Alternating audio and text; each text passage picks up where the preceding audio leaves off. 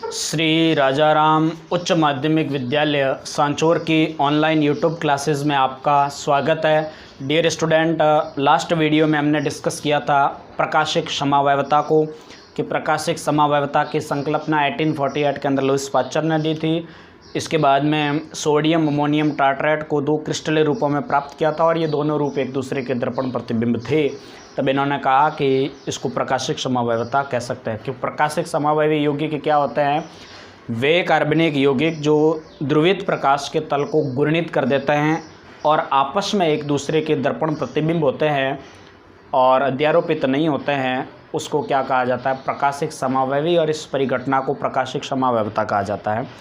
एक समवायवी था, वो समतल ध्रुवित प्रकाश के तल को दाईं ओर घुमा रहा था, डेक्स्ट्रो रोटेटरी कहा था, हमने उसको डी रूप कहा था। दूसरा समवायवी इसके विपरीत बाईं ओर घुमा रहा था, जिसको हमने लीवो रोटेटरी कहा था, जिसको एल रूप या नेगेटिव रूप भी कहा जा सकता था। ऐसा हमने देखा था। इसके बाद में हमने समतल ध्रुवित प्रकाश को देखा था कि साधारण प्रकाश होता है जो सभी दिशाओं में कंपन करता है। इसको किसी निकोल प्रिज्म में से गुजारा जाता है तो उस प्रकाश का तल एक निश्चित दिशा में हो जाता है, एक ही दिशा में हो जाता है, एक ही तल के अंदर वो वाइब्रेट करता है। उसको हमने प्लेन पोलराइज्ड लाइट कहा था। और ये जो ध्रुवित प्रकाश है उसका गुणन का पता लगाने का जो एपरेटस हमने देखा था उसको बोला जाता था पोलरीमीटर। ध्रुवण मापी के द्वारा ध्रुवण गुणकता का पता लगाया जा सकता था। इसके बाद में हमने डिस्कस किया था विशिष्ट ध्रुवण घूर्णन की 10 सेंटीमीटर लंबी नली के अंदर ध्रुवण घूर्णक यौगिक को 1 ग्राम पर ml सांद्रता वाले विलयन के अंदर भर करके और ऊपर समतल ध्रुवित प्रकाश को गुजारने पर समतल ध्रुवित प्रकाश का तल जिस कोण से जिस एंगल से घूम जाता था उसको हमने विशिष्ट ध्रुवण गुणन कहा था। हमने फॉर्मूलाज एक डिस्कस किया था, alpha lambda T equal to alpha बटा एल इंटू सी। और हमने कहा था कि एल है वो आपकी डेसीमीटर में रखनी है। आपको क्वेश्चन में सेंटीमीटर में दे रखी है तो उसको डेसीमीटर के अंदर आपको कन्वर्ट कर देना, 10 से डिवाइड कर देना। और सांद्रता होती है वो ग्राम पर ml में ही होती है। यहाँ तक हमने डिस्कस किया था। और विशिष्ट ध्रुवण गुणन कोण को जब मॉलिक्यूलर वेट से मल्टीप्लाई किया जाता है तो हमारे पास में आणविक ध्रुवण गुणन प्राप्त हो जाता है। यहाँ तक का हमने डिस्कस किया था। अब आज जो हम डिस्कस करेंगे एलिमेंट ऑफ सिमेट्री, सममिति के तत्व डिस्कस करेंगे। सममिति के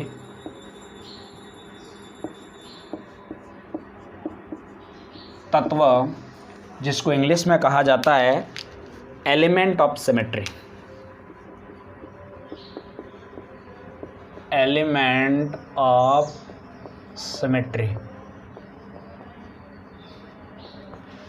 अब देखो सममिति के तत्व अपने पास में 3 हैं। पहला है अपने पास में प्लेन ऑफ सिमेट्री।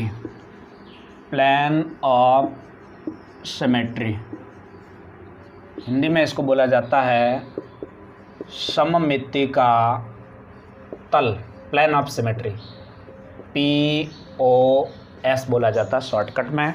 दूसरा अपने पास में है एक्सिस ऑफ सिमेट्री।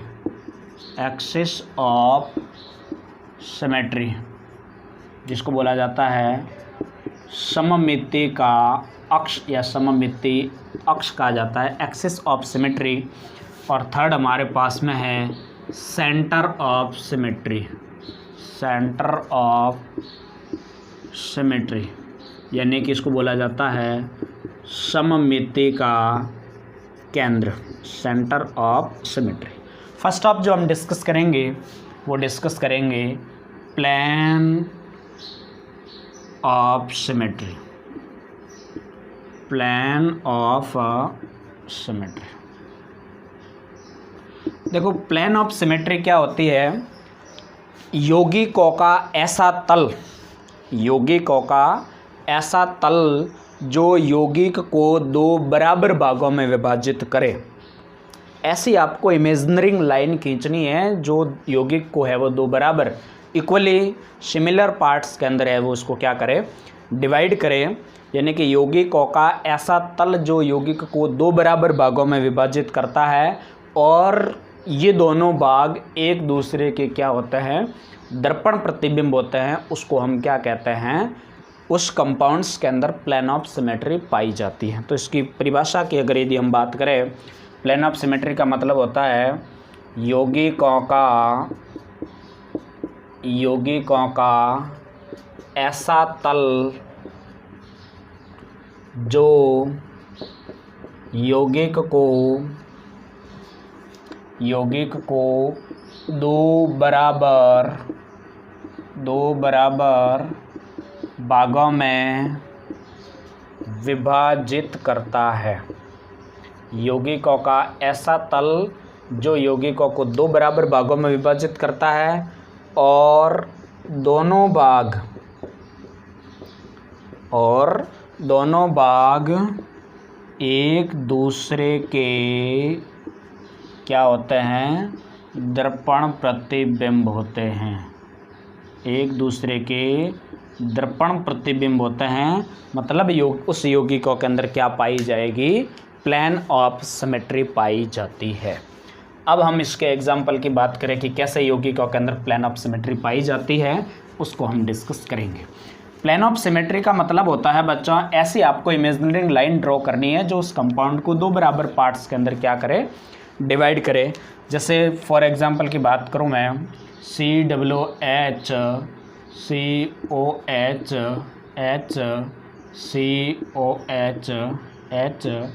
COOH, इसका जो नाम है वो है मेसोटार्ट्रिक एसिड है। ये एक कंपाउंड है। अब इस कंपाउंड के अंदर आपको इस प्रकार से इमेजिनरी लाइन ड्रॉ करनी है, ऐसे काल्पनिक रेखा ड्रॉ करनी है जो उस कंपाउंड को दो बराबर पार्ट्स में डिवाइड करे। तो आप देखोगे इधर, अगर यदि मैं यहाँ से एक इमेजिनरी लाइन को ड्रॉ कर देता हूँ तो हमारे पास में जो यहाँ जो भाग है वो बिल्कुल सेम यहाँ पे भी भाग है, यानी यहाँ H है तो इधर भी H है, इधर OH है तो इधर भी OH है, इधर COOH ग्रुप है तो इधर भी COOH ग्रुप है। यानी इस ग्रुप को मैं पकड़ करके इसके ऊपर रखता हूँ तो ये दोनों एक दूसरे के क्या हो जाते हैं, दर्पण प्रतिबिंब हो जाते हैं। मतलब इस कंपाउंड के अंदर प्लेन ऑफ सिमेट्री पाई जाती है। इस कंपाउंड के अंदर क्या पाई जाएगी, प्लेन ऑफ सिमेट्री। मतलब ये यौगिक है, ये यौगिक का जो पार्ट्स है वो बिल्कुल सेम है, इस यौगिक के पार्ट्स के इक्वल है, सिमिलर है। मतलब इस कंपाउंड में क्या पाई जाएगी, प्लेन ऑफ सिमेट्री। और जिस भी कंपाउंड में प्लेन ऑफ सिमेट्री पाई जाती है वो क्या होता है, ऑप्टिकली इनएक्टिव होता है। ऑप्टिकली इनएक्टिव होता है। तो इस कंपाउंड के अंदर बिल्कुल प्लेन ऑफ सिमेट्री पाई जाएगी। हमारे पास में एक अल्फ़ाबेट है B। अब ये B है, इसको आपको इस प्रकार से इमेजिनरी लाइन ड्रॉ करनी है जो इस B को है वो दो बराबर पार्ट्स के अंदर है वो डिवाइड कर सके। तो यदि मैं यहाँ से एक इमेजिनरी लाइन को ड्रॉ करता हूँ तो बिल्कुल जो ये पार्ट्स है वो हमारे पास इस पार्ट्स के क्या है, इक्वल है। मतलब इस कंपाउंड में भी क्या पाई जाएगी, प्लेन ऑफ सिमेट्री पाई जाती है। कैसी प्लेन ऑफ सिमेट्री है तो उसको बोला जाएगा बच्चों क्षैतिज हॉरिजॉन्टल प्लेन ऑफ सिमेट्री। क्षैतिज सममिति तल है वो इसके अंदर पाया जाता है। जैसे मैं बात करूं, एक अल्फ़ाबेट A है। अब यहाँ से अगर यदि मैं इमेजिनरी लाइन ड्रॉ करता हूँ तो ये पार्ट्स और ये पार्ट्स बहुत सारा अलग अलग है। अब आपको इस प्रकार से इसको इमेजिनरी लाइन ड्रॉ करनी है जो यौगिक है वो दो इक्वल पार्ट्स के अंदर डिवाइड हो जाए। तो यहाँ से मैं इसको एक वर्टिकल लाइन ड्रॉ करता हूँ तो हमारे पास में जो ये पार्ट्स है वो बिल्कुल इस पार्ट्स के क्या है, इक्वल हो जाएगा। इस टाइप की सिमेट्री को कहा जाता है बच्चा ऊर्ध्वाधर कहा जाता है, वर्टिकल प्लेन ऑफ सिमेट्री कहा जाता है। ऊर्ध्वाधर सममिति तल है वो कहा जाता है। एक मेरे पास में कंपाउंड है CH3 बंध CHH और COOH। अब मैं क्या करता हूँ, ऐसे इमेजिनरी लाइन ड्रॉ करता हूँ जो कंपाउंड को दो बराबर पार्ट्स में डिवाइड कर दे। तो अगर यदि यहाँ से मैं लाइन ड्रॉ करता हूँ तो हमारे पास में यहाँ पर CH3 रह जाएगा, इधर COOH ग्रुप रह जाएगा और दो HH भी नीचे रह जाएंगे, मतलब सेम ग्रुप नहीं हो पाएंगे। तो है वो मुझे इस प्रकार से एक प्लेन ऑफ सिमेट्री को पास करनी है जो दोनों कंपाउंड्स को बराबर पार्ट्स में डिवाइड करता है। इधर भी हाइड्रोजन है तो उधर भी क्या है, हाइड्रोजन। मतलब इस कंपाउंड में भी प्लेन ऑफ सिमेट्री क्या होती है, पाई जाती है। तो कुल मिलाकर बच्चों प्लेन ऑफ सिमेट्री का मतलब आपको समझ में आया, यौगिकों का ऐसा तल जो उस यौगिक को दो बराबर भाग में पार्टिसिपेट करे। ऐसी आपको इमेजिनरी लाइन ड्रॉ करनी है जो उस कंपाउंड को दो बराबर पार्ट्स में डिवाइड करे। अगर यदि दो बराबर पार्ट्स में डिवाइड नहीं होता है मतलब उस कंपाउंड के अंदर प्लेन ऑफ सिमेट्री नहीं पाई जाएगी। और जिस भी कंपाउंड में प्लेन ऑफ सिमेट्री पाई जाएगी वो ऑप्टिकली इनएक्टिव होगा, ऑप्टिकली वो इनएक्टिव होगा। जैसे और एग्जांपल देखते हैं, जैसे मेरे पास में CH3 बंद C, या मैं इसको ऐसा लिख देता हूँ ClH ClH, और इधर मैंने लिख दिया CH3। अब आपसे पूछा जाएगा कि इस कंपाउंड के अंदर क्या प्लेन ऑफ सिमेट्री है या नहीं है, तो आप कहोगे कि बिल्कुल इस कंपाउंड के अंदर प्लेन ऑफ सिमेट्री है। कि अगर यदि यहाँ पे मैं इमेजिनरी लाइन ड्रॉ करता हूँ तो यहाँ पे भी हाइड्रोजन है तो इधर भी हाइड्रोजन, इधर क्लोरीन, इधर CH3 है तो इधर भी CH3, यानी इस पार्ट को मैं उठाकर इसके ऊपर रखता हूँ तो ये दोनों एक दूसरे के क्या होते हैं, दर्पण प्रतिबिंब होते हैं। इसका मतलब इस कंपाउंड में क्या पाई जाती है, प्लेन ऑफ सिमेट्री पाई जाती है। जैसे और एक एग्जांपल देखते हैं, CH3 Cl Br Cl and CH3।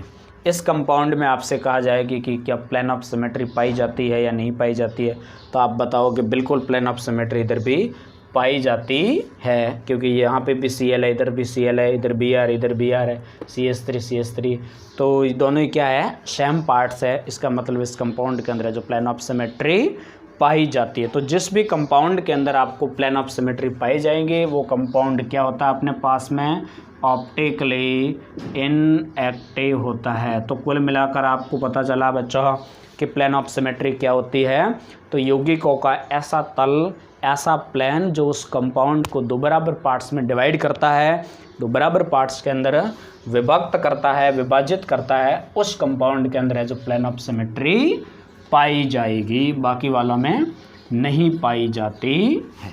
तो ये पहला पॉइंट हुआ हमारा प्लेन ऑफ सिमेट्री। लेकिन एक और है, अब आपको मैं क्वेश्चन देता हूँ, इसको जो आपको करना है कि इसके अंदर प्लेन ऑफ सिमेट्री होगी या नहीं होगी।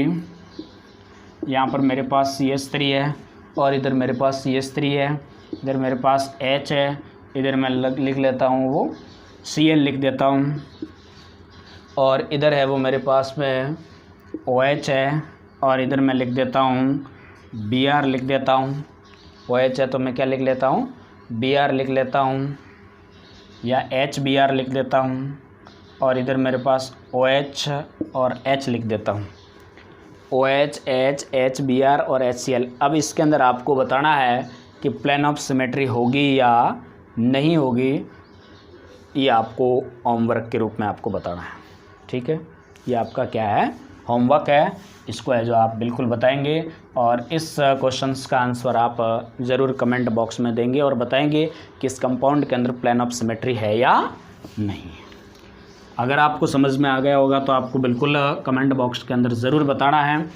यौगिकों को ऐसी इमेजिनरी लाइन ड्रॉ करना जो बराबर पार्ट्स के अंदर डिवाइड करता है कि नहीं करता है, वो आपको देखना। अगर बराबर पार्ट्स में डिवाइड हो जाते हैं, जो ऊपर था वो सेम नीचे होता है, इसका मतलब समझ लेना कि उस कंपाउंड के अंदर प्लेन ऑफ सिमेट्री होगी। सेकंड हमारे पास में पॉइंट आता है axis of symmetry. Axis of symmetry, सममिति का अक्ष, इंग्लिश में, हिंदी में इसको बोला जाता है सममिति का अक्ष या सममिति अक्ष। सममिति अक्ष क्या होता है, सममिति अक्ष मतलब किसी भी यौगिक में ऐसा अक्ष, किसी यौगिक में ऐसा अक्ष, क्या बोल रहा हूँ, किसी यौगिक में ऐसा अक्ष जिसके सापेक्ष यौगिक को घुमाने पर उसका जो विन्यास है वो ओरिजिनल विन्यास से सिमिलरिटी शो करता है, मूल विन्यास से समानता प्रदर्शित करता है। इसका मतलब उस यौगिक के अंदर एक्सिस ऑफ सिमेट्री यानी सममिति अक्ष पाई जाती है। परिभाषा लिखता हूँ पहले मैं आपको, किसी यौगिक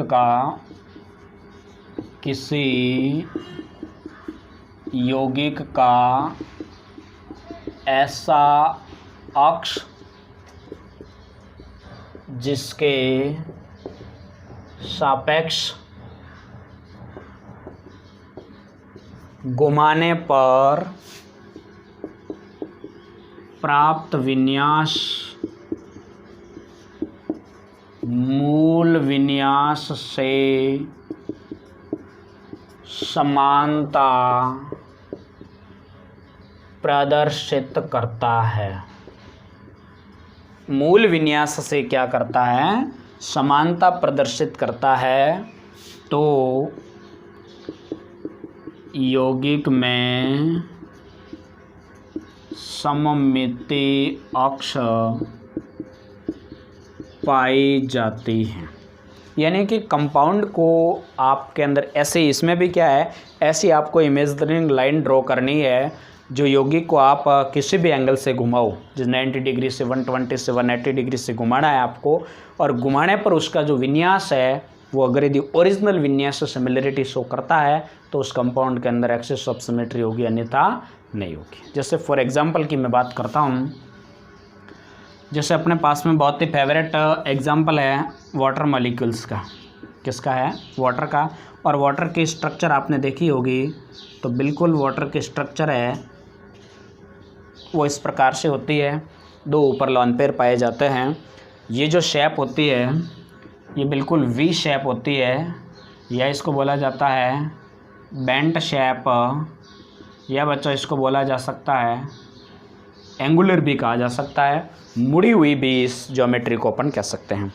अब क्या करना है, अपने पास में ऐसी इमेजिनरी लाइन को ड्रॉ करनी है जो उस कंपाउंड को दो बराबर पार्ट्स में डिवाइड करे। मतलब इसको घुमाने पर ऐसी इमेजिनरी लाइन ड्रॉ करनी है जिसके सापेक्ष, जिसके अराउंड इसको रोटेट करेंगे, तो रोटेट करने पर उसका जो ओरिएंटेशन विन्यास प्राप्त होता है वो प्रारंभिक विन्यास के जैसा प्राप्त हो जाता है। इसका मतलब उस कंपाउंड के अंदर एक्सेस ऑफ सिमेट्री पाई जाती है। अब जैसे मैं क्या करता हूँ, एक इमेजिनरी लाइन को यहाँ से ड्रॉ करता हूँ, ऑक्सीजन से यहाँ से ड्रॉ करता हूँ, और इसके बाद में इसको मुझे क्या करना है, 180 डिग्री एंगल पे अगर यदि मैं रोटेट करता हूँ तो मेरे पास में, जैसे इसको मैंने नाम दे दिया 1, और इस हाइड्रोजन को मैं समझने के लिए नाम दे रहा हूँ, बाकी है हाइड्रोजन दोनों ही। इस हाइड्रोजन को मैंने 1 नाम दे दिया और इसको हाइड्रोजन को मैंने 2 नाम दे दिया। अब इस हाइड्रोजन को मैं क्या कर रहा हूँ, 180 डिग्री एंगल पे रोटेट कर रहा हूँ। तो आप देखोगे कि जहाँ 1 था वहाँ पे हाइड्रोजन क्या हो जाएगा, 2 हो जाएगा, और जो 2 हाइड्रोजन था वहाँ पे क्या हो जाएगा, 1 हो जाएगा। सीधी सी बात है। अब मैं इसको क्या कर रहा हूँ, और रोटेट कर रहा हूँ 180 डिग्री एंगल पे, इसको मैं और रोटेट करूँगा तो सीधी सी बात है, ये 2 है वो 1 हो जाएगा, और 1 है वो अपने पास में क्या हो जाएगा, 2 हो जाएगा। यानी कि जो हमारे पास में प्रारंभिक ओरिजिनल हमारे पास में ये मॉलिक्यूल्स था, और लास्ट में रोटेट करने के बाद में भी हमारे पास में वापस वही ओरिजिनल ओरिएंटेशन प्राप्त हो गया है। मूल विन्यास से बिल्कुल सिमिलरिटी शो करता है। मतलब ये दोनों यौगिक एक दूसरे के क्या कहलाएंगे, आइडेंटिकल कहलाएंगे। क्या कहलाएंगे, ये दोनों यौगिक एक दूसरे के आइडेंटिकल है, मतलब एक जैसे हैं, यानी कि, और एक जैसे हैं इसका मतलब इस कंपाउंड के अंदर क्या पाई जाएगी बच्चों, एक्सेस ऑफ सिमेट्री पाई जाएगी। ये जो दोनों कंपाउंड है, ये दोनों कंपाउंड एक दूसरे के क्या कहलाते हैं, इक्विवेलेंट कहलाते हैं। इक्विवेलेंट कहलाते हैं। इक्विवेलेंट का मतलब है कि उस कंपाउंड को आप किसी भी एंगल से रोटेट करने के बाद उस जो साइड एटम है उसकी पोजीशन है वो चेंज नहीं होनी चाहिए।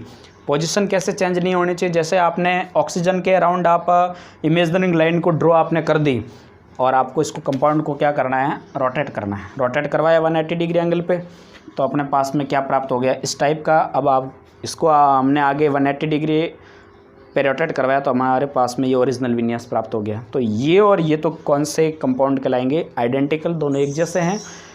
और ये कंपाउंड और ये कंपाउंड एक दूसरे के क्या कहलाते हैं, इक्विवेलेंट का मतलब होता है कि ओरिजिनल लाइन आपने ऑक्सीजन से ड्रॉ की, इसका मतलब क्या हुआ कि ऑक्सीजन तो फिक्स हो गया। अब रोटेट कौन हो रहे हैं, ये हाइड्रोजन, हाइड्रोजन परमाणु रोटेट हो रहा है, ये हाइड्रोजन रोटेट हो रहा है, ये हाइड्रोजन रोटेट हो रहा है। तो घुमाने के बाद में भी अपने पास में हाइड्रोजन की पोजीशन क्या है, सेम। H2 H1, तो ये तो कोई मॉलिक्यूल्स के अंदर H1 H2 नहीं होते हैं, ये तो अपने समझने के लिए किया है। लेकिन हालांकि है इधर भी क्या है, हाइड्रोजन, और इधर भी क्या है, हाइड्रोजन है। तो कुल मिलाकर 180 डिग्री एंगल पर रोटेट करने के बाद भी इधर भी हमारे पास हाइड्रोजन और इधर भी हमारे पास हाइड्रोजन प्राप्त हो रहा है। इसका मतलब ये दोनों कंपाउंड एक दूसरे के क्या कहलाते हैं, इक्विवेलेंट कहलाते हैं। और 180 डिग्री एंगल पे रोटेट किया तो हमारे पास में ये कंपाउंड प्राप्त हो गया और ये ओरिजिनल कंपाउंड से बिल्कुल सिमिलरिटी शो कर रहा है। इसका मतलब ये कंपाउंड क्या कहलाएंगे आपस में 180 डिग्री कहलाएगा। जैसे हमारे पास में ये है बिल्कुल वाटर मॉलिक्यूल को आप इस प्रकार से समझो कि ये हमारे पास में हाइड्रोजन फर्स्ट है और ये हमारे पास हाइड्रोजन क्या है सेकंड है और बीच में है वो हमारे पास में क्या है ऑक्सीजन है। ये वी शेप बिल्कुल इसके सिमिलर हो गया। अब मैं क्या कर रहा हूँ इस एक्सिस ओ से एक ओ जो एटम है अपने पास में उससे मैं एक इमेजिनरी लाइन को ड्रॉ कर रहा हूँ जो इसके सापेक्ष है जो हमें रोटेट करना है। तो जैसे मैं रोटेट करवाऊंगा ये हमारे पास में हाइड्रोजन फर्स्ट था और ये हमारे पास हाइड्रोजन क्या है सेकंड है। जैसे ही मैं इसको 180 डिग्री एंगल पे रोटेट करवाऊंगा तो क्या हो जाएगा बच्चों, या जो हाइड्रोजन फर्स्ट था वहाँ पे तो हाइड्रोजन सेकंड आ जाएगा और जो सेकंड था वहाँ पे क्या आ जाएगा फर्स्ट आ जाएगा। इसका मतलब है तो इधर भी हाइड्रोजन और इधर भी हाइड्रोजन है, हाइड्रोजन की पोजीशन चेंज नहीं हुई है तो हाइड्रोजन ही। तो ये दोनों कंपाउंड हमारे एक तो ऐसा कंपाउंड था इनिशियली और अब कंपाउंड ऐसे प्राप्त हो गया। इसका मतलब ये दोनों कंपाउंड एक दूसरे को क्या कहलाएंगे सिमिलर इक्विवेलेंट कहलाएंगे। लेकिन इसको मैं वापस और 180 डिग्री एंगल पर रोटेट करता हूँ तो हमारे पास क्या प्राप्त हो जाएगा, ये प्राप्त हो जाएगा। यहाँ पे भी हमारे पास हाइड्रोजन इसको हमने H1 माना था और इसको हमने 2 माना था तो बिल्कुल हमारे पास में वही विन्यास है वो प्राप्त हो गया है। इसका मतलब ये दोनों कंपाउंड एक दूसरे के क्या कहलाएंगे आइडेंटिकल कहलाएंगे। मतलब इस कंपाउंड के अंदर क्या प्रेजेंट होती है एक्सिस ऑफ सिमेट्री प्रेजेंट होती है।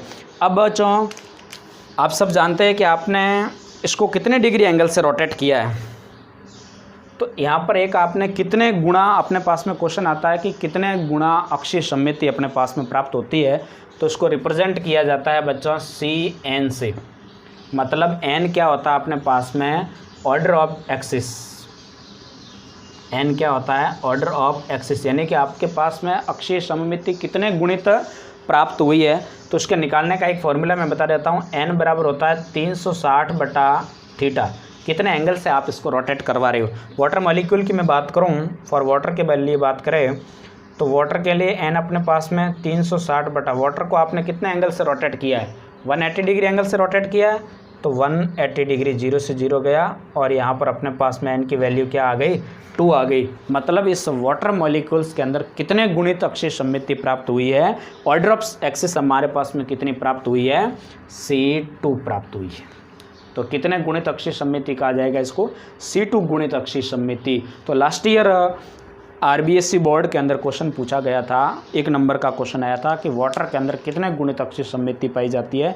तो आपका उत्तर रहेगा 2 गुणित अक्षीय सममिति पाई जाती। C2 2 गुणित द्विगुणित अक्षीय सममिति है वो अपने पास में पाई जाती।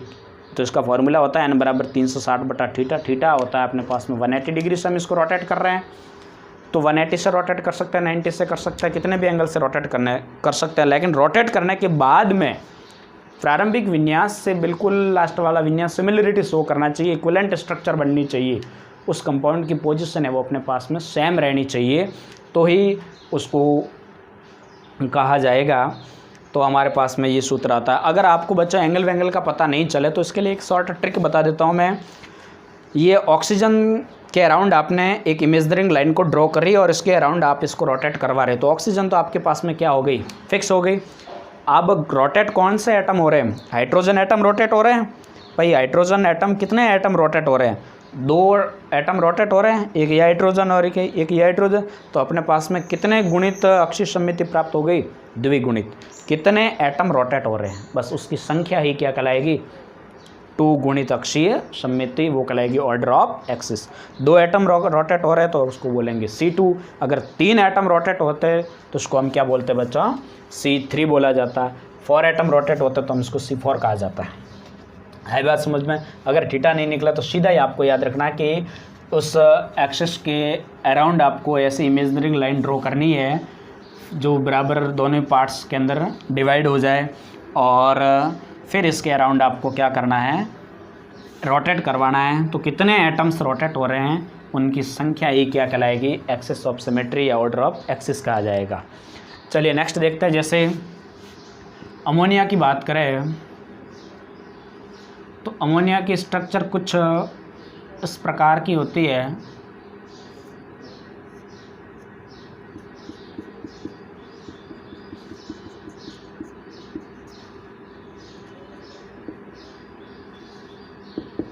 ये अपने पास में अमोनिया होती है जिसके अंदर बॉन्ड एंगल पाया जाता है वो 107 डिग्री का बॉन्ड एंगल होता है। और इसकी जो ज्योमेट्री की बात करें तो इसकी ज्योमेट्री होती है पिरामिडल शेप की, पिरामिडल शेप की इसकी क्या होती है, ज्योमेट्री होती है। अब इसके अंदर आपको बताना है कि कितनी एक्सिस ऑफ सिमेट्री होगी। अब आपको क्या करना है, ऐसी इमेजिनरी लाइन ड्रॉ करनी है जो दो बराबर पार्ट्स के अंदर डिवाइड हो।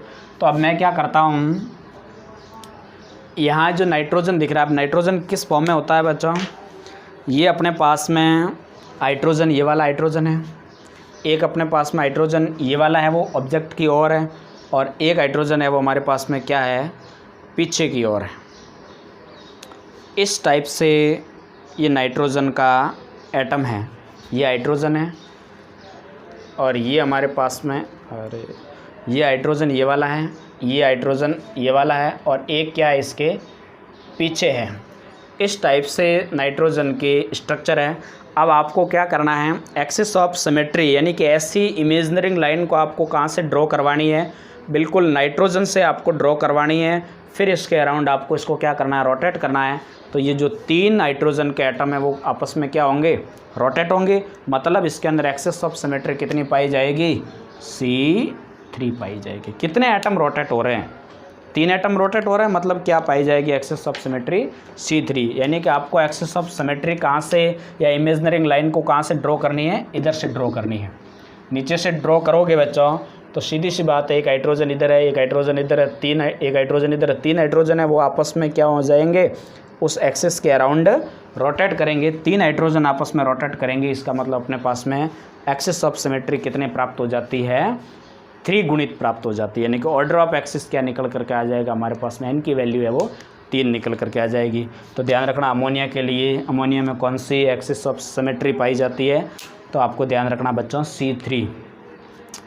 ऐसे कैसे अपन बात करें BF3 की, BF3 कैसा स्ट्रक्चर होती है, BF3 की बिल्कुल ऐसे स्ट्रक्चर होती है BF3 की, आप सबको पता है। यहाँ पर ये जो बॉन्ड एंगल आपको पता है इसके अंदर कितने डिग्री का होता है, 120 डिग्री का होता है। अब आपको इसके अंदर क्या करना है, ऐसी इमेजिनरी लाइन ड्रॉ करनी है जो सभी ओर से इक्वल हो। जैसे मैं क्या करता हूँ, अपने पास में ये बोरॉन है, इसको मैं बोरॉन मान लेता, एक फ्लोरीन है वो ऊपर है, एक फ्लोरीन इस साइड है, और एक फ्लोरीन अपने पास में किस साइड है, इस साइड है। इस टाइप की इसके स्ट्रक्चर है। अब मैं क्या करता हूँ, इसको इमेजिनरी लाइन इधर से ड्रॉ करवाता हूँ।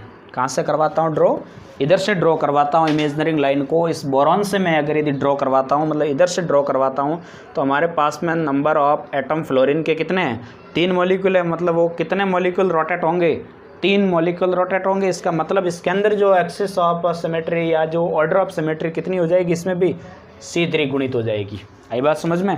मतलब आपको क्या करना है, इस बोरॉन से आपको ऐसी इमेजिनरी लाइन ड्रॉ करवा करके खींचना है, ऐसी इमेजिनरी लाइन ड्रॉ करनी है, खींचनी है, और इसके अराउंड आपको क्या करवाना है, रोटेट करवाना है। तो ये फ्लोरीन है वो आपस में क्या हो जाएंगे, रोटेट हो जाएंगे। जैसे इसको मैंने नाम दे दिया 1, इसको मैंने नाम दे दिया 2, इसको नाम दे दिया 3।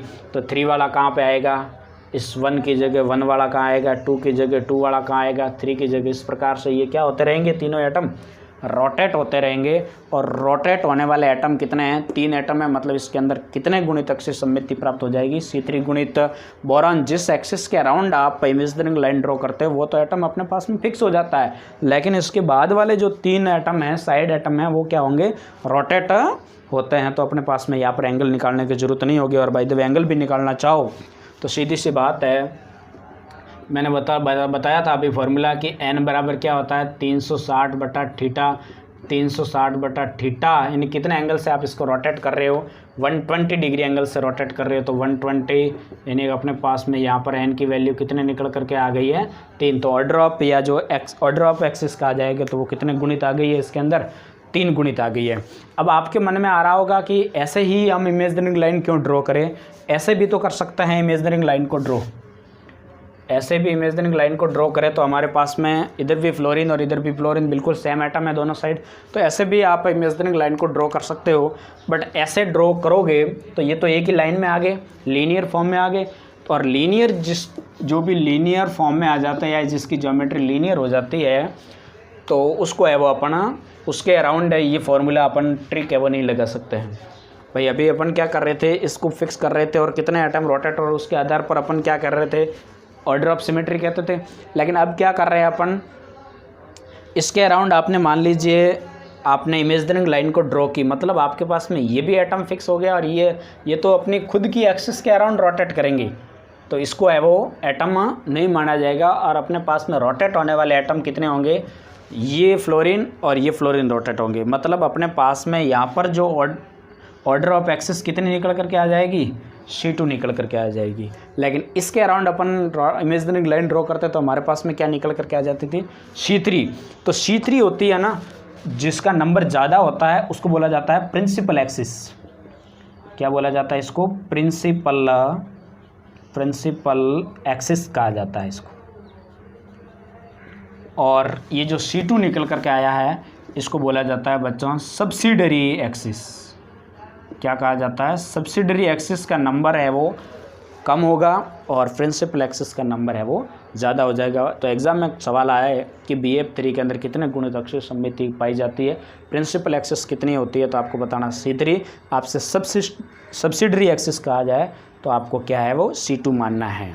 इस प्रकार से अगर आप इधर से अगर यदि कोई इमेजिनरी लाइन को ड्रॉ करते हो, इधर से इमेजिनरी लाइन को ड्रॉ करते हैं तो अपने पास में इधर फ्लोरीन है, इधर भी फ्लोरीन है, दो फ्लोरीन है, ये दोनों एटम तो क्या हो गए, फिक्स हो गए, ये तो अपने अराउंड के एक्सिस रोटेट करेंगे। अब यहाँ पर आपने कोई भी इमेजिनरी लाइन को ड्रॉ की और इसके अराउंड आप रोटेट करवा रहे हो, तो अपने पास में ये फ्लोरीन है वो तो इधर आ जाएगा और ये वाला फ्लोरीन है वो इधर आ जाएगा। मतलब कितने एटम रोटेट होंगे, सिर्फ 2 एटम रोटेट होंगे। मतलब इसके अंदर कितनी अक्षीय सममिति प्राप्त हो जाएगी या ऑर्डर ऑफ जो एक्सिस कितने गुणित प्राप्त हो जाएगी अपने पास में, तो C2 गुणित प्राप्त हो जाती है। तो आई बात समझ में, आई होप लगभग आपको बच्चों समझ में आ गया होगा मेरे हिसाब से। और बहुत ही सिंपल चीज़ें हैं, इसको क्या करवाना है आपको बच्चों, एंगल से रोटेट करवाना है बस, और कुछ नहीं है। और एंगल का पता नहीं चले, बार बार एंगल नहीं निकालना हो, तो आप सीधा ही है कि आप इमेजिनरी लाइन ड्रॉ करके उसके अराउंड आप कितने एटम रोटेट हो रहे हैं, वो नंबर ऑफ एटम रोटेट हो रहे हैं, वही आपके पास में ऑर्डर ऑफ एक्सिस कहलाएगा, वही आपके पास में एक्सिस ऑफ सिमेट्री कहलाएगा। जैसे हम बात करें एक और PtCl फॉर 2 नेगेटिव की मैं बात करूं, तो अपने पास में यहाँ पर Pt है और यहाँ Cl है, यहाँ Cl है, यहाँ Cl है और यहाँ Cl है। अब मैं क्या करवा रहा हूँ, इसकी जो ज्योमेट्री होती है वो बच्चों कुछ इस प्रकार से बनेगी। यहाँ हमारे पास में ये 2 क्लोरीन है, बीच में प्लेटिनम है और ये हमारे पास में क्लोरीन है, इस टाइप की ज्योमेट्री होगी। ये दोनों मार्कर की जो आपको टिप दिख रही है, ये दोनों क्लोरीन एटम है और इधर भी हमारे पास में यहाँ पर प्लेटिनम है और ये दोनों क्लोरीन एटम है। अब मैं क्या करवा रहा हूँ, इसके अराउंड ऐसे इमेजिनरी लाइन को ड्रॉ करवा रहा हूँ, फिर इसको क्या करवा रहा हूँ, रोटेट करवाऊँगा, तो हमारे पास में कितने ऑर्डर ऑफ एक्सिस प्राप्त हो जाएगा। तो कितने एटम रोटेट हो रहे हैं, 1 2 3 4 एटम रोटेट हो रहे हैं। इसका मतलब हमारे पास में ऑर्डर ऑफ एक्सिस कितनी गुणित प्राप्त हो जाएगी, C4 गुणित प्राप्त हो जाएगी। कितने एटम है वो हमारे पास में रोटेट हो रहे हैं। तो सीधी सी बात है, ऐसे आपको इमेजिनरी लाइन को ड्रॉ करनी है। ऐसी का मतलब है कि इस प्रकार से इमेजिनरी लाइन ड्रॉ करनी है और इसके अराउंड आपको रोटेट करवाना है। तो कितने एटम रोटेट हो जाएंगे, ये है, ये है, ये 4 एटम है वो आपस में एक दूसरे से रोटेट होंगे। इसका मतलब इसके अंदर कितने गुणित अक्षीय सममिति हमारे पास प्राप्त हो जाती है, C4 गुणित अक्षीय सममिति प्राप्त हो जाती है। लेकिन सवाल ये है कि इसको हम इस प्रकार से भी तो रोटेट करवा सकते हैं, यानी कि इमेजिनरी एक्सिस हमारी है वो इस प्रकार, इसको मान ले। इसको मानेंगे तो सीधी सी बात है, इधर भी क्लोरीन 1 है और इधर भी क्लोरीन 1 है, बहुत साइड क्लोरीन सेम है, तो इस ऐसे भी आप है वो इमेजिनरी लाइन ड्रॉ कर सकते हो। लेकिन इसके अराउंड आप अगर यदि इसको रोटेट करवाओगे तो ये क्लोरीन प्लेटिनम और ये क्लोरीन तो फिक्स हो गए। अब रोटेट होने वाले एटम कितने हैं, 2 ही क्लोरीन है, ये इसकी जगह आएगा और ये इसकी जगह आएगा। मतलब आपके पास में एक्सिस या ऑर्डर ऑफ एक्सिस कितना निकल करके आ जाएगा, इधर C2, और प्लेटिनम से होती हुई इमेजिनरी लाइन को आप ड्रॉ कर रहे थे, तब आपके पास में ऑर्डर ऑफ सिमेट्री कितनी निकल करके आ रही थी? C4 निकल करके आ रही थी। इधर C2 है, तो प्रिंसिपल एक्सिस कौन सी है? C4। और जिसका नंबर ज़्यादा होता है, जिसके अंदर ऑर्डर ऑफ एक्सिस ज़्यादा है, वो आपकी प्रिंसिपल एक्सिस कहलाती है, मुख्य एक्सिस। और ये क्या कहलाती है? सब्सिडरी एक्सिस कहलाएगी। इसको क्या बोला जाएगा बच्चों? सब्सिडरी एक्सिस कहा जाएगा, जिसका नंबर कम होता है। तो इस प्रकार से है वो हम बता सकते हैं। यहाँ से भी हम इमेजिनरी लाइन को ड्रॉ करवा सकते हैं। तब अपने पास में कितने एटम है वो इसके अराउंड रोटेट होंगे? तो 2 एटम, 2 क्लोरीन एटम रोटेट होंगे। तो सीधी सी बात है, इसके अंदर एक्सिस ऑफ सिमेट्री कितनी निकल करके आ जाएगी? 2, C2। और प्लेटिनम के अराउंड आप रोटेट करवाओगे तो सीधी सी बात है, वो एक्सिस ऑफ सिमेट्री 4 निकल करके आ जाएगी। जिसका नंबर ज़्यादा होता है उसको हम प्रिंसिपल एक्सिस कहते हैं, और जिसका नंबर कम होता है तो उसको हम क्या कहते हैं? सब्सिडरी एक्सिस कहा जाता है। इसके अलावा हम बेंजीन की बात करें, C6H6 बेंजीन की ज्योमेट्री इस प्रकार की होती है। ये बेंजीन होता है। अब यहाँ पर बेंजीन के अंदर मैं बीचों बीच के अंदर ऐसी एक इमेजिनरी लाइन को ड्रॉ करूँ और जिसके अराउंड हाइड्रोजन को घुमाऊँ, तो अपने पास में यहाँ पर हाइड्रोजन कितने हैं? 6 हाइड्रोजन है। सीधी सी बात है, यानी कि इसके अंदर है वो ऐसी इमेजिनरी लाइन इधर से ड्रॉ करें और इसके अराउंड इसको अपन रोटेट करवाएं, तो अपने पास में कितने हाइड्रोजन रोटेट होंगे? 6 हाइड्रोजन रोटेट होंगे। मतलब इसके अंदर कितने गुणित अक्षीय सममिति प्राप्त हो जाती है? C6 गुणित अक्षीय सममिति प्राप्त हो जाती है। अपने पास में इस एथीन की आप बात करो, H H H और H, यहाँ पर अगर मैं आपको इस प्रकार ऐसे एक इमेजिनरी लाइन ड्रॉ कर दूँ जो उसको 2 बराबर पार्ट्स के अंदर है वो डिवाइड कर देता है। यहाँ पर हाइड्रोजन, यहाँ हाइड्रोजन है, तो सीधी सी बात है कि कितने हाइड्रोजन के एटम रोटेट होंगे? 2 एटम रोटेट होंगे। इसका मतलब इसके अंदर भी कितने गुणित अक्षीय सममिति पाई जाएगी? तो C2 गुणित। तो बच्चों सीधा ही क्वेश्चन आ सकता है, 1 नंबर पर क्वेश्चन पक्का आता है, लास्ट ईयर भी आया था। वाटर मॉलिक्यूल के अंदर कितनी axis of symmetry of axis या एक्सिस ऑफ सिमेट्री पाई जाती है? तो आपको बता देना है C2। अमोनिया में पूछा जाए तो C3 बताना है, BF3 में पूछा जाए तो C3 बताना है, बेंजीन में पूछा जाए तो C6 बताना है, PTCl4 नेगेटिव में पूछा जाए तो C4 बताना है। और इस प्रकार है वो आपको है वो बताने हैं। और यह लेकिन ध्यान ही इस बात का रखना है कि आप जो रोटेट करवा रहे हो 90 डिग्री, 120 डिग्री या 180 डिग्री, किसी भी एंगल से रोटेट करवाओ तो उसका आपके पास में इक्विवेलेंट स्ट्रक्चर प्राप्त हो जाएगी। अब इक्विवेलेंट स्ट्रक्चर को मैंने एक बार और बताया है। वैसे ये हमारे पास में फेमस एग्जांपल वाटर का था, मैंने इसको A1 और 2 नाम दिया था। जैसे इसको मैं इसके अराउंड रोटेट करूँगा तो सीधी सी बात है 180 डिग्री एंगल पे जब इसको हम रोटेट करवाते हैं तो हमारे पास में इस टाइप की स्ट्रक्चर प्राप्त हो जाती है। अब ये दोनों स्ट्रक्चर को हमने क्या कहा था? इक्विवेलेंट कहा था। इक्विवेलेंट का मतलब होता है कि ऑक्सीजन तो ऑक्सीजन ही रहनी चाहिए, लेकिन यहाँ पर हाइड्रोजन की पोजीशन भी बिल्कुल सेम रहनी चाहिए। H1 H2 समझने के लिए नाम दिए, बट इधर है तो हाइड्रोजन ही है और इधर भी हाइड्रोजन और हाइड्रोजन ही है। तो ये दोनों स्ट्रक्चर आपस में क्या कहलाएगी? इक्विवेलेंट स्ट्रक्चर कहलाएगी। जैसे मैं बात करता हूँ, इधर मेरे पास हाइड्रोजन और इधर मेरे पास क्लोरीन है। अब मैं इसको क्या करवा रहा हूँ? 180 डिग्री एंगल से इसको मैं रोटेट करवाऊँगा तो सीधी सी बात है, जहाँ हाइड्रोजन की जगह क्लोरीन आ जाएगा और क्लोरीन की जगह हाइड्रोजन आ जाएगा। अब आप देखोगे तो इधर तो हाइड्रोजन था, इधर क्या आ गया? क्लोरीन एटम आ गया, यानी कि उसकी एटम की पोजीशन क्या हो गई है? चेंज हो गई है। अब इन दोनों स्ट्रक्चर को आप इक्विवेलेंट स्ट्रक्चर नहीं कह सकते हैं। इक्विवेलेंट स्ट्रक्चर का मतलब होता है कि बच्चा उसकी पोजीशन है वो सेम रहनी चाहिए, उसका एटम सेम होना चाहिए। एटम है वो सेम होना चाहिए। इधर एटम सेम नहीं है, हाइड्रोजन की जगह क्लोरीन आ गया और क्लोरीन की जगह हाइड्रोजन आ गया, मतलब एटम की पोजीशन चेंज हो गई। इसका मतलब इसके अंदर है वो ये स्ट्रक्चर इक्विवेलेंट नहीं है, और इक्विवेलेंट ये स्ट्रक्चर नहीं है, इसका मतलब आप इसके अंदर 180 डिग्री एंगल से रोटेट कर नहीं सकते हैं। इसका मतलब इसके अंदर एक्सिस ऑफ सिमेट्री नहीं पाई जाती है। एक्सिस ऑफ सिमेट्री पाई जाने के लिए इक्विवेलेंट और आइडेंटिकल स्ट्रक्चर का होना ज़रूरी है। आइडेंटिकल स्ट्रक्चर ज़रूरी है। आइडेंटिकल का मतलब ओरिजिनल विन्यास से बिल्कुल रोटेट करने के बाद जो अपने पास में ओरिएंटेशन आता है वो बिल्कुल सिमिलर होना ज़रूरी है, तभी इसके अंदर एक्सिस ऑफ सिमेट्री पाई जाएगी। हाँ, मैं एक स्पेशल पॉइंट बता रहा था कि रोटेट आप करवा रहे हो जिस भी एंगल से, लेकिन याद रखना 360 डिग्री से घूर्णन है वो आपका कम होना चाहिए। एक स्पेशल पॉइंट याद रखोगे आप, बिल्कुल घूर्णन 360 डिग्री से क्या होना चाहिए, कम होना चाहिए, क्योंकि 360 डिग्री पे तो हर कोई कंपाउंड घूम जाता है, इसलिए अपने पास में बिल्कुल 360 डिग्री पर किसी भी कंपाउंड को घुमाओगे तो वो एक ही बार में उसके जैसा ओरिजिनल विन्यास प्राप्त कर लेता है। इसका मतलब घूर्णन है वो आपका 360 डिग्री से कम ही होना चाहिए, इससे अधिक या इसके बराबर नहीं होना चाहिए। 90, 120 किसी भी एंगल से आप रोटेट करवा सकते हो, बट करवाने के बाद इक्विवेलेंट आइडेंटिकल स्ट्रक्चर प्राप्त होनी चाहिए। और एन मैंने बता दिया, एन होता है 360 बटा थीटा, कितने एंगल से आप उसको रोटेट करवा रहे हो उसके अंदर आप डिवाइड कर दोगे तो आपके पास में ऑर्डर ऑफ एक्सिस निकल करके आ जाएगी।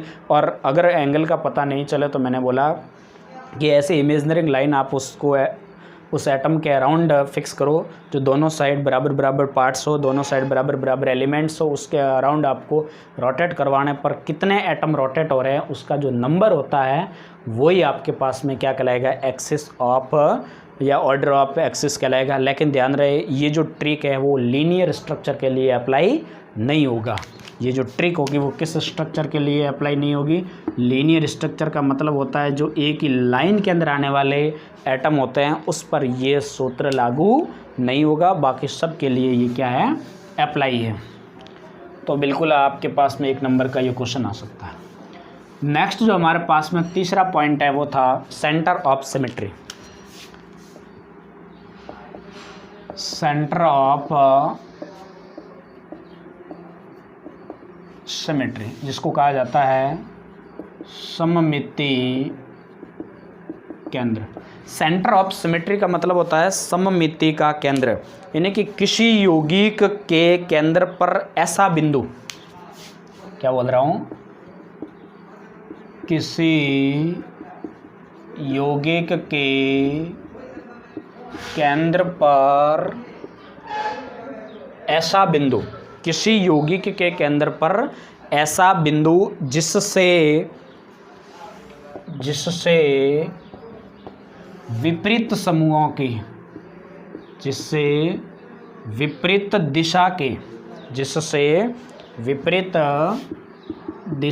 के समान समूहों की समान दूरियां प्राप्त होती है।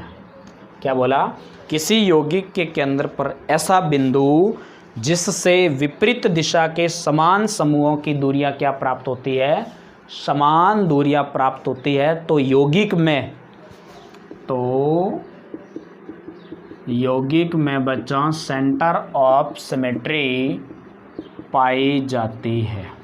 जैसे मैं बात करूं, फॉर एग्जांपल की बात करें, H बंद C, HC double bond C, H और ये H, ये अपने पास में क्या है, C2H4 है, मतलब इसका नाम क्या है, एथीन है।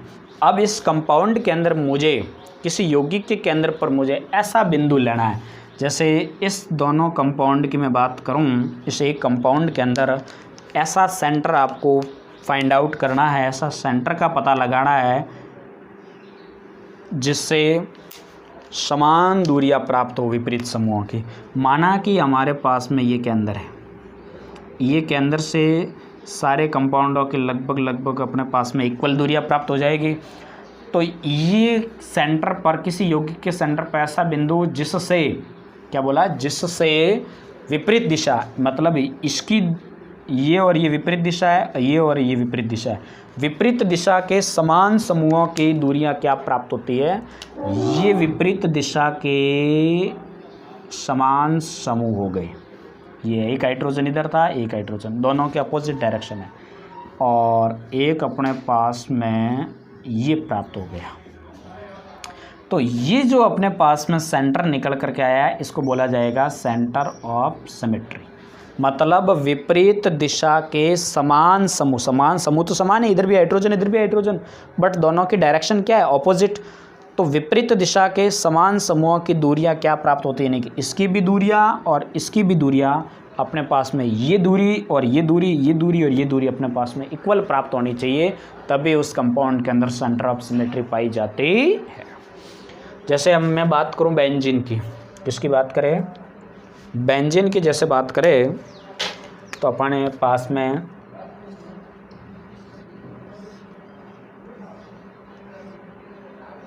ये बेंजीन है और इसके अंदर मैं वो ये बना देता हूँ बॉन्ड। अब मुझे क्या करना है, विपरीत दिशा के अंदर समान समूहों की समान दूरियां प्राप्त होनी चाहिए। ये और ये दोनों एक दूसरे के अपोजिट हैं, ये और ये एक दूसरे के अपोजिट हैं, और ये एक दूसरे के अपोजिट है। तो ये जो पॉइंट है, इस पॉइंट यानी कि इस कंपाउंड के अंदर ये एक ऐसा पॉइंट है, इस पॉइंट से इस समान समूहों की विपरीत दिशा के अंदर दूरियां क्या प्राप्त हो रही है, अपने पास में समान प्राप्त हो रही है। इसका मतलब इस कंपाउंड के अंदर भी क्या पाया जाता है, सेंटर ऑफ सिमेट्री पाई जाती है। जैसे इस कंपाउंड की मैं बात करूं तो इस कंपाउंड के अंदर आपको ऐसा पॉइंट फाइंड आउट करना है, जैसे कि मैं यहाँ पर ये पॉइंट फाइंड आउट कर देता हूँ। तो इस पॉइंट पर ये समान समूह है, इसकी विपरीत दिशा के अंदर है, इसकी दूरियां समान है। इस पॉइंट की अगर मैं बात करूं, चाहे मैं इस पॉइंट की बात करूं, सभी इस पॉइंट पर सभी समान ग्रुप की ऑपोजिट डायरेक्शन के अंदर डिस्टेंस इक्वल है। मतलब इस कंपाउंड में भी सेंटर ऑफ सिमेट्री है वो पाई जाती है। तो अपने पास में ये तीन एलिमेंट थे सिमेट्री के, plane of symmetry, axis of symmetry and centre of symmetry. तो प्लेन ऑफ सिमेट्री हमने क्या बोला, यौगिकों का ऐसा तल जो यौगिक को दो बराबर पार्ट्स के अंदर डिवाइड करे और वो दोनों पार्ट्स एक दूसरे के क्या होते हैं, दोनों पार्ट्स एक दूसरे के है वो दर्पण प्रतिबिंब होते हैं। दूसरा हमने देखा था axis of symmetry. Axis of symmetry में क्या था कि ऐसा आपको एक्सिस ऐसी इमेजिनरी लाइन को ड्रॉ करनी है जिससे उस कंपाउंड को घुमाने पर उसका जो रोटेशन है वो ओरिजिनल विन्यास के जैसा प्राप्त हो जाता है। और रोटेशन याद रहे 360 डिग्री से कम ही होना चाहिए। और थर्ड पॉइंट जो हमने डिस्कस किया वो सेंटर ऑफ सिमेट्री। इसका मतलब क्या होता है, किसी भी कंपाउंड के सेंटर पर आपको ऐसा पॉइंट ढूंढना है जिससे ऑपोजिट डायरेक्शन के अंदर समान समूहों की समान दूरियां प्राप्त होती हो। इसका मतलब उस कंपाउंड के अंदर सेंटर ऑफ सिमेट्री प्राप्त होती है।